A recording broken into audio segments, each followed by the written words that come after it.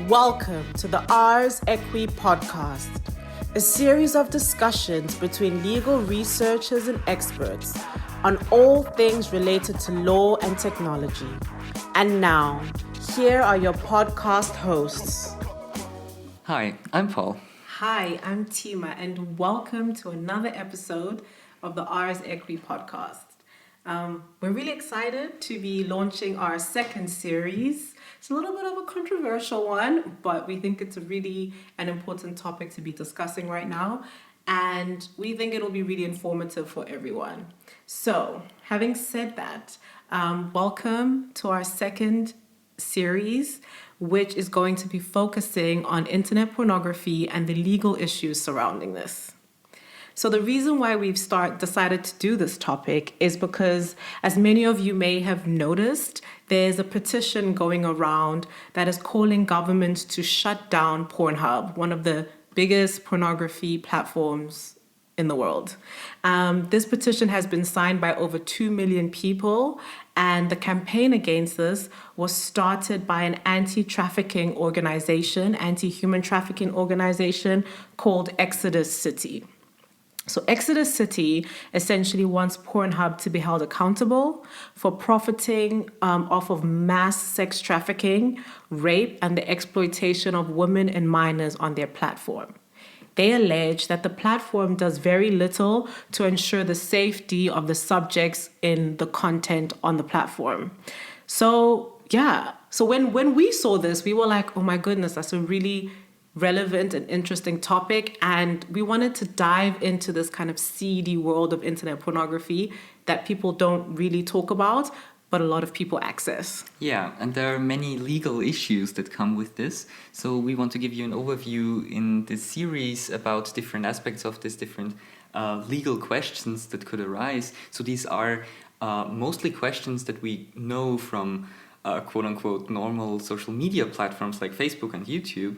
But there are, for example, data protection, privacy online, copyright, platform regulation, but they are even more problematic when it comes to pornography because of the sensitive nature of the information that we have there. So we really want to look at each of these issues with especially new developments. So we will be looking at OnlyFans, for example, as one platform that is up and coming in this area. We will be looking at different legal areas, different jurisdictions, so be sure to stay tuned and to listen to all of our episodes. Exactly. And I think a lot of people don't know, and a lot of sources that I looked into, don't quote me, I got these from sources, but a lot of sources that I looked into said that pornography platforms have more daily visitors than platforms like Netflix and Twitter have visitors. So a lot of people are accessing pornography platforms on a wider basis and more frequently than they watch Netflix. It's also one huge monopoly by one company called MindGeek. Yep. That is controlling most of 90% of the traffic. Right. Of porn. Yeah. So MindGeek owns Pornhub, RedTube, YouPorn, and a whole bunch of other platforms. So based on this, we thought it would be really interesting to look into, like Paul says, all of the legal questions and kind of answer the questions that maybe you've wondered about, or maybe you have never wondered about and you should be wondering about them. So this was me doing research for this, going down a rabbit hole, thinking of legal issues that I never even thought about. Exactly. Before. And I think when we have all of these legal topics in our minds, but we never think about them in relation to pornography, because our profession and a lot of professions don't really recognize this industry of business, and it's $1 billion business industry, but I feel like a lot of lawyers are not applying our legal knowledge to this industry as frequently as maybe we should. Right, everybody's looking at Facebook and their data protection problems, but we read through the privacy statement of Pornhub, and there are some problematic points in there too, so more on this later. But these are really issues that are relevant and that not a lot of people are talking about. Right. So if you're a little bit more conservative, don't freak out. It's not going to be some salacious podcast situation. It's going to really just look into the legal questions that we should be asking and why we should be asking them. Boring legal stuff, as Yeah, usual. but with porn, so a little bit more exciting. Okay. Should we dive into the legal framework? Yes, so I looked at the legality of porn in general, especially in Austria. So regardless of the internet and platforms, just pornography in general. And it's really interesting that there is a pornography law that hasn't been changed since the 1950s. And it's the same legal text since then. And when you first read it, you would assume that porn was totally banned in Austria. Which is quite strange because in reality it is not. So I dug a bit deeper and found a couple of decisions by the Supreme Court, which essentially starting in the 1970s and going until like the late 1990s and early 2000s, became more and more liberal with their opinion and their interpretation of this pornography law. So from a more or less total ban in the 50s and 60s to essentially more or less all of it being legal now, with the last step being homosexual porn being legalized in the 1990s. And I found this really interesting because this is a legal debate that is just on the interpretation of the law that changed so much over the years without an actual debate on a political level. And no change in the law, at least. That's really interesting. So you've kind of been able to map out the progress of where the law has started and where it's come to now. Yes, and it is quite interesting that there was a phase between 1975 and the late 80s where there were a lot of cases on this pornography law at the Supreme Court. After which there were practically none. So for the last 10 or 15 years there were no cases, which in my interpretation at least really shows that there was a different values in the population, essentially because they thought that they could do that, but they got punished for example, distributing pornography because the legal system and the court said that this was illegal. But people apparently did not. And this kind of conflict of values subsided after the 80s because apparently the law was in line with the values. Oh, that's really interesting. I mean, I looked at South Africa because South Africa is probably, in my opinion, but I'm sure in the opinion of many, the most liberal African country. Same-sex marriage is legal in South Africa, and there's a lot of kind of freedom. But one area that we have been very conservative on is the area of sex work. So sex work in any form is illegal in South Africa, and sex work is a criminal offense, right? And there have been movements. I remember even back when I was in law school, there were movements and petitions to legalize sex work. But till today, sex work is illegal. So from that basis, since 2017, it has been illegal to host a pornographic website in South Africa. So under the Film and Publication Act, pornographic content originating in South Africa from a website hosted in South Africa is prohibited. But pornographic content originating from outside of South Africa or websites hosted outside of South Africa is legal. So it's confusing. So South African porn, quote unquote, South African homemade and a website owned in South Africa, that's not allowed. But generally, porn is legal. So you can access it normally? Yes, you can. You can access it normally, but I think a lot of people will notice that there are no South African porn companies because that's not legal. And the law doesn't criminalize the people that participate in the pornographic content. The law criminalizes the owner of the platform. Okay. Yeah. And do people know this? I didn't know this. I didn't know this, but I presumed this because of how conservative we are in relation to sex work. And to a large extent, porn online porn is an extension of sex work, right? There's some sort of payment in exchange for sexual activity. So I presume that this would be the case, but it was interesting to see kind of it being concrete and the fact that it's comes from a piece of legislation that was from 1996, which has been updated, but that area of the act has stayed the same. I looked at a map on Wikipedia, which is quite interesting, which shows the different countries and where pornography is legal and illegal, and there were some surprising ones. So unsurprising is the whole of the Middle East is red, so there it's totally banned. And North Africa's red? North Africa is also red, but also China, for example. And what countries that surprised me were Bulgaria is the only country in the EU where it is illegal, and Iceland. Oh. So this kind of was unexpected. Some countries have like partially legal, so for example the UK.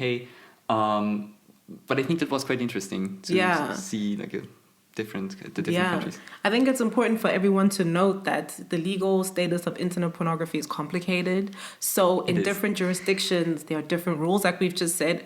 In Austria, it's completely different to the way it is in South Africa. So I think that's important to understand that in one jurisdiction, distribution may be illegal, but, purchase may not, or watching porn from another country may be legal, but creating pornographic content and creating a website in your country might be illegal. So it's important to kind of know what the law says in your jurisdiction so that you know exactly if you're playing in the law or if you're kind of playing on the fringes of the law.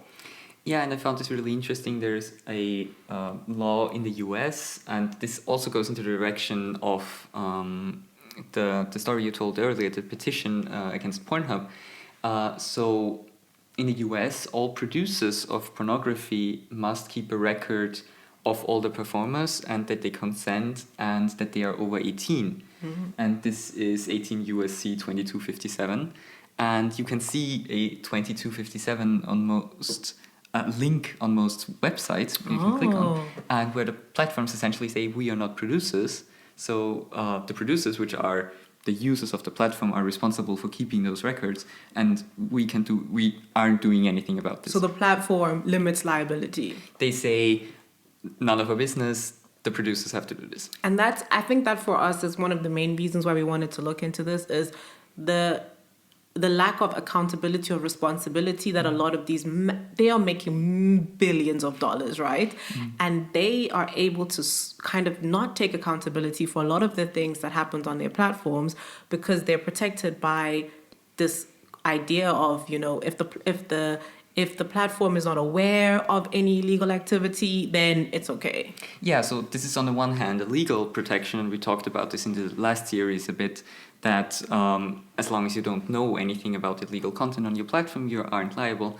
But this is also a political kind of responsibility because everybody kind of assumes that porn is shady anyway. Yeah. So nobody even questions what they are doing with our data and what is happening to people portrayed in porn because everybody assumed it's kind of in a gray area anyway. Yeah, and I think also it's such a taboo subject and regulators and lawyers and stuff are quite reluctant to dive into this subject. It's not a popular thing. Like, you're not going to be, oh yes, I'm a lawyer, I specialize in pornography. You know what I mean? Even doing this podcast, we're a bit like, on this, like we're a bit nervous about it. So I think that also comes into play with why these platforms largely go unchecked. And I think another thing that comes into play is maybe the gender imbalance that we have here. The fact that a lot of the subjects of pornography are women, and often not women in a financial position. Not saying that's always the case, but often not women in a financial position to really take on these massive corporations and really fight for their rights, So it's often kind of a situation where these women don't have a right of recourse. And even if they did, how would they exercise that? Yeah, we don't have a Max Schrems of Pornhub. Exactly. And now, that is also an issue with the monopoly that Pornhub or MindGeek also has, that you have this massive corporation that you have to fight against, and when you don't cooperate with this, then you have very little other ways of marketing your content. Exactly. And I also think it's interesting that we have this petition that we've been seeing for months, but it's not mainstream. I haven't seen this petition be talked about in the news or be posted on like mainstream media channels. And I feel like that's a massive question mark for me, because these are genuine issues: human trafficking, abuse of women. All of these issues are such important human rights issues. And it's interesting for me to see that a lot of media outlets are not pushing this narrative, are not talking about a petition that has millions and millions of signatures, you know? So yeah, it's interesting and it's strange, and I always try to wonder why it doesn't get more attention than it does. Yeah. So recently, talking about platform regulation, recently there was this draft law in Austria on hate speech, and it essentially requires online platform to install a certain mechanism, procedure to remove hate speech from the platforms. And in my reading of this draft, Pornhub will also be covered, and they have to remove illegal content. The interesting part is how illegal content is defined, because it's only certain crimes that they have to essentially remove, one of which is child pornography. Yes, that's an area that has gotten a lot of regulatory attention. That is something that people pay attention to. But for example, human trafficking and rape that are filmed and put up online isn't covered by this, because the Pornography Act, which could be in theory part of this list, isn't covered by this anti-hate speech law. So I think this would be one of the improvements that could be made, so that people like Facebook has to watch out for hate speech, Pornhub has to watch out for other illegal content. Yeah. That definitely is a good idea. I think let's switch gears a little bit and talk about data protection, because that's what we do over here. So like I said earlier, right? It's common knowledge that porn websites get a lot of visitors, and in that sense, they have access to massive amounts of personal data, and these platforms should therefore be required to live up to data protection laws with the same level of scrutiny and standard that Facebook is held to. And we found that that's not the case. And Paul did some deep diving into Pornhub's privacy policy. So what did you find? So first of all, I have to say that Pornhub is officially incorporated in Cyprus, so an EU country where the GDPR applies. So you'd think that they have some kind of sensibility toward this, and have some plan of what's going on with data protection, which sadly is not the case. For example, and this will get a bit nerdy in data protection law, they are saying that pseudonymous data is not personal data, which is just wrong. They are, and this has become quite interesting recently, that they are transferring data to third countries, so where the GDPR doesn't apply, which we saw recently with Schrems 2. So they declared the adequacy decision invalid based on essentially US surveillance permissions. So we do see some kind of movement there and some initiative. Pornhub, on the other hand, just says you consent to third country data transfer, Which is ridiculous. Which is ridiculous because it's somewhere in this privacy policy that nobody reads. I'm pretty sure I was the first one to read this. Yeah, definitely. And so this really, this isn't really compliant with the GDPR. The same goes for cookies, where they say that I agree to have cookies, and if I don't want cookies, that I could just either not visit the website or disable them in my browser, but then the website won't work anymore, which also isn't, which also is illegal according to Planet 49, another judgment by the European Court of Justice. And there's all of these issues, for example, that we don't know what the legal basis is for the data processing. They don't say really, especially this is relevant because there is sensitive data being processed, obviously. Yeah. Sex life is sensitive data. Mm-hmm. And so there's a higher level of data protection needed.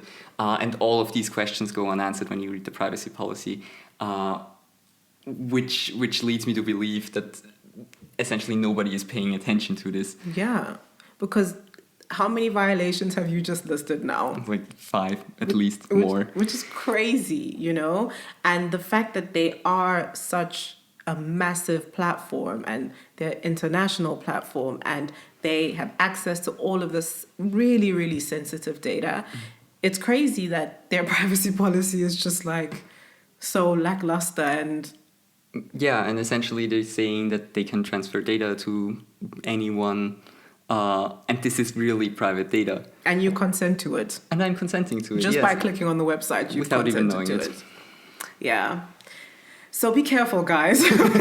That's the moral of that story. Another one of the legal problems, which we will be diving into possibly in the next episode, is about copyright. So we're going to look at copyright. We won't talk too much about it right now because we really want to look at the issue of copyright in relation to OnlyFans. For those of you who don't know what OnlyFans is not a new platform, but it really became popular during quarantine. And it's a platform where everyday people who are not necessarily porn stars or in the porn industry are able to post pornographic content for their quote unquote fans. And people pay money via subscription to have access to this pornographic content on a regular basis. So we're going to be looking at that and the question of copyright, because this really comes into the question of who owns the intellectual property that is developed, the content, so the pornographic content, who has ownership of that. And we're going to be answering those questions because I think for content creators on OnlyFans, this is something that you should really be concerned about. You know, what happens when you are ready to get rid of all of the data that you've produced on OnlyFans, all of the content that you've produced on there? Do you retain ownership? Does the platform have ownership? How does this work? So we're going to be looking at the question of copyright in that context. Another legal question is protecting children online when accessing porn. And there was, at least is still an interesting initiative in the UK, right? Yeah, so based on the Digital Economy Act of 2017, the UK has essentially proposed a porn ban or a porn block. So the idea is that pornographic websites will be required to verify the user's age before they're allowed to view content. So basically forcing porn platforms to implement some sort of age verification system in order to make sure that people under the age of 18 are not having access to explicit content. And this sounds like a good idea. Sounds reasonable. Right? The problem with all of this is that you are providing information, personal information and identifiable information to porn platforms, or at least verification providers. This can be your passport or a government account or a credit card. And these platforms then have access to this data. Right, so you're giving them more data now. So it's not just your personal data about your sex life. Now it's your identification data. So your ID, a picture of you, your age, your date of birth, country that you were born in, all of these different information, you now will be forced to give that. So a lot of groups like the Open Rights Group, which focuses on preserving digital rights, they're really concerned about this, right? They describe this as a security nightmare, which is like really emotive, but they feel like forcing people to, in order to have access to porn sites, to give up all this personal data is going to create more problems than it is solutions. Like entering your credit card details to some shady website, and like we've seen and talked about before, this, at least data protection wise, is a bit shady, is a problem, and the law obligating you to do it is another problem. Now the answer to this is it's not the platforms directly, mostly it's third-party providers that use, like, verify your age, so you register once with them, upload, for example, a photo of your passport, and then you are registered there, and the platform only gets the information, yes, this user is over 18, which I guess is better, but now this verification platform essentially knows what kind of adult business you're doing online. Exactly. So, yeah, exactly. So, what these activist groups are really trying to do is limit the amount of data that we are being coerced into giving platforms, be them porn platforms or verification platforms. Their concern is that at some point, human beings are not going to have ownership of their digital footprint or their privacy, and all of that is just going to be up for grabs. Yeah, and even if you implement something like this, it still is very hard to enforce. So on the one hand, you don't just have porn platforms like Pornhub, but you also have quote-unquote normal platforms like Reddit or Twitter or previously Tumblr, who have pornographic content as well. Right. So you also need to consider those. Yes.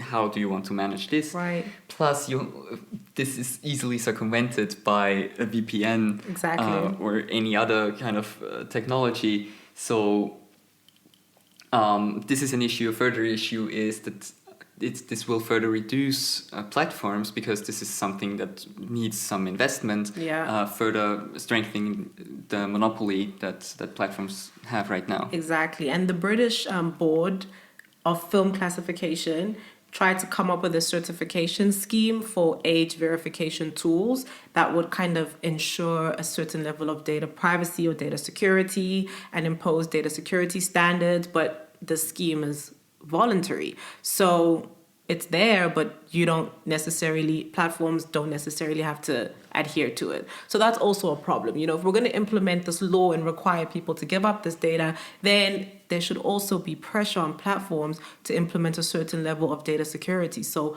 why is it that the porn ban, if and when it does happen, will be compulsory, but the scheme to ensure data security will be voluntary? Yeah, so there were all of these problems. Yeah. So for now it's halted. The law has been passed, but it's not being enforced or implemented, which also is a bit of a strange situation from a legal point of view. And there even is a lawsuit now by an activist group that they should implement the law, because it's in the law. Why not enforce it? Right. So there are all of these problems around this, and there would be better solutions. One, for example, that I found was the possibility to purchase a physical card at physical stores, where you have to show your ID once, and it's not being processed or entered into a national database of everybody accessing this, and then you have this card where there's a number on it or whatever that you can enter online to verify that you're of age. Okay. So you have no data of you saved, and you can't be tracked. Yeah, that's really good. That's actually very interesting. Yeah, that's very interesting. That could work, but then that means you really have to be dedicated to your pornographic activities. Yeah, you actually have to go to the store and purchase a porn card, which could come with a certain level of stigma attached to it, I guess. But I mean, no one has to know that you've done that. But I think that's a good idea, because then that would definitely ensure the safety of children, right? Because children would not be able to have access to this porn card, and right. Also, an interesting technology that I didn't know, at least in Austria, you always have to put your bank card into cigarette machines, even if you want to pay in cash, because there's a chip on there that essentially says you're over 16 and over 18. Okay. So this would also be a possible age verification mechanism. That is a good idea. I think more countries are considering this potential porn ban, because I know South Africa, the South African Law Reform Commission, has published a long paper calling regulators to reform laws around adult material online. And one of the suggestions in this paper is an automatic block on all pornographic content, and then requiring users to verify their age if they want to access it. So I think as more countries are doing this, they need to consider some of these alternative suggestions that you've made, because then we can balance the two. We can protect children's rights, and we can make sure that these platforms are safer, and we can also make sure that we are not processing massive amounts of people's personal data or giving platforms access to that through the law. Also, one possibility, for example, that isn't really legal, but rather technical, is the potential to implement parental controls on a device level, so the parents can set what the children can view. Exactly. So this would also be a possibility.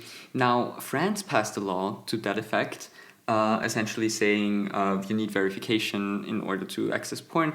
I tried it out with a VPN and tried to access Pornhub, which it just asked me if I was over 18, and when I said yes, then it let me in. So this wasn't much of a verification, really. Yeah, so definitely we do agree that more needs to be done to ensure that these platforms are safe, are complying with the law, are not, allowing children to access inappropriate material. But we also have to balance that against data protection and making sure that we are not forcing people to give up a lot of their personal information in order to access pornographic websites. There is one proposal or one directive by the EU as well, the Audiovisual Media Services Directive, Okay. that has to be transposed into national law, or would have to be transposed into national law on the 19th of September 2020. That's soon.